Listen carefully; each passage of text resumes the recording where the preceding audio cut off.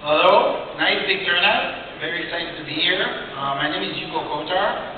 I was an investment advisor, worked in the financial service industry for 15 years, and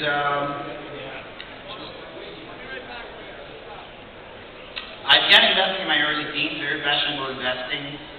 Studied economics at McGill University.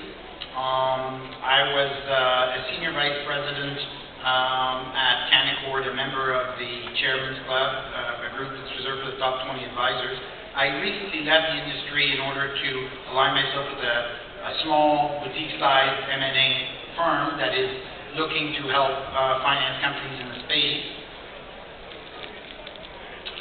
I have a personal experience with respect to medical marijuana. I recently underwent a fairly invasive spinal surgery. I've got this big gash here. I had to have 3 discs removed and replaced in my spine. And the entire process was very frustrating, very painful, debilitating, ongoing pain that was just really almost like being stuck in a purgatory, if you will. Throughout that process, I had access to a plethora of different medical drugs. I went to my doctor some 12, 15 times prior to my getting the operation. Some of the compounds or drugs that were made available to me include COX-2 inhibitors, Vioxx, Celebrex, non-steroidal anti-inflammatory compounds, naproxen, ibuprofen, muscle relaxants, and of course, opiates. I sampled the vast majority of these things with very limited success.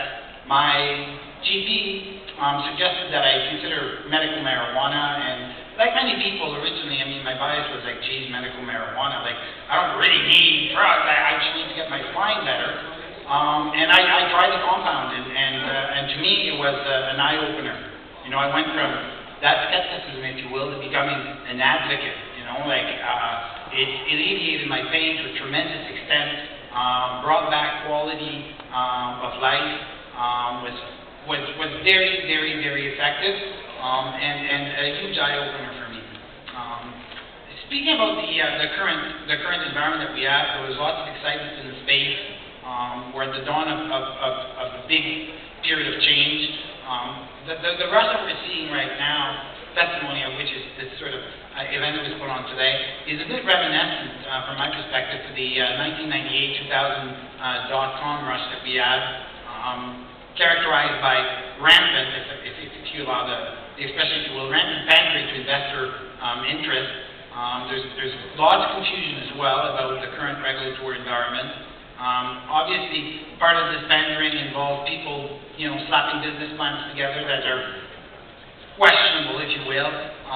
We're also witnessing a fair amount of capital being steered towards non-licensed companies, which, I'll put it out there, have questionable prospects. I think that, investors who are looking to participate in the space have got to build some sort of a checklist, if you will, their own due diligence checklist as they consider opportunities in the sector. And I've devised a checklist myself, and I think one of the keys is understanding the current MMRP regulatory framework. A lot of people haven't, they're jumping in with both feet, and I think it's pivotal for anyone considering investment opportunities in the space to make sure that they have a really good handle on the framework. And it's not wizardry, if you will, it's just government regulation. But I think I invite all investors who are keen to participate in the space to familiarize themselves with the framework.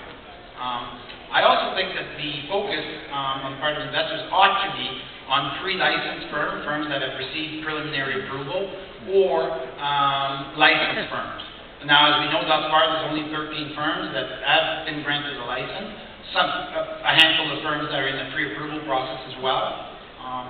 Also, I think it's important for investors to pay attention to the other aspects of the investment opportunities that are presented to them, including a well-thought-out financing plan, paying attention to how these companies are going to get financed, how the capital is going to be raised. I also think it's very important to focus on isolating solid management teams. I also think it's very important that these companies have experienced growers, because at the end of the day, there's going to be a big discrepancy, if you will, in the quality of the output and the product.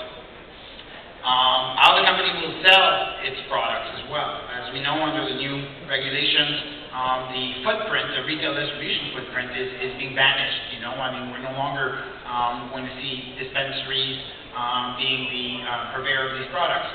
Users have to go directly to the producers. And here's my contact info. And that's the extent of my presentation, and thank you.